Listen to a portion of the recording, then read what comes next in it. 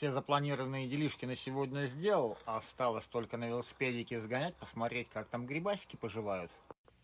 Трутовичок кушает березку, а я пока в озере искупаюсь. Освежился в озере лесном, гоним дальше. Вот эти интересненькие меня всегда интересовали, ребят, напишите, кто такие.